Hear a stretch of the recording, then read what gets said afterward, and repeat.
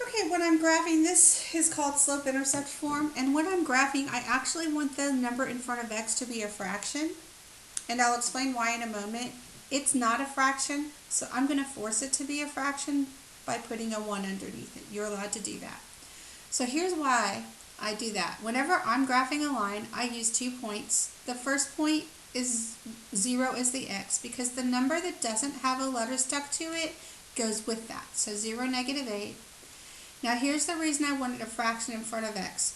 You're going to take the denominator and use that for your next x value. The reason you want to use the denominator is because it actually has a property, it scratches out the x. So then you do what's left, what's not scratched out. So 3 minus 8 is -5. Now those are the 2 points that I want to graph. So 0, -8. I don't think I have 8. Let me see. 1, 2, 3, 4, 5, 6, 7. We don't have 8, so I'm going to have to make these counting by 2's. And I'll make the x's counting by 2's also, just to be even. Okay, so 0, -8, 2, 4, 6, 8.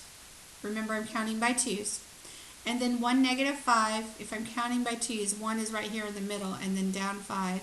2, 4, 5 would be about right here.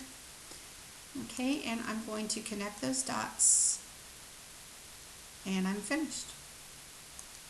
Okay, so the next one, again, you want a fraction in front of x, so if it isn't, you put a 1. I always start with 0 because the number that doesn't have a letter stuck to that goes with that. And then I use my denominator because it scratches out the x, and then you do what's left. 2 take away 6 is -4. So 0, -6.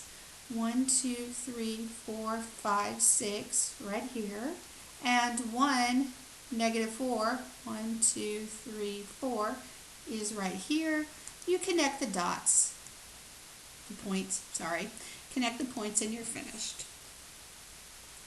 Okay, so if there's nothing in front of a letter, it's assumed to be a 1. And this also has a problem because it's not a fraction in front of x, so you got to put a 1 underneath, like that. So 0 goes with the number that doesn't have a letter stuck to it. Then you use the denominator because it scratches out the x. And then 1 take away 7 is -6. So I have 0, -7, and 1, -6. And then you, let me make sure, 1, 2, 3, 4, 5, 6. Yeah, I was sure there were 7. Okay, and then connect those, and you are done.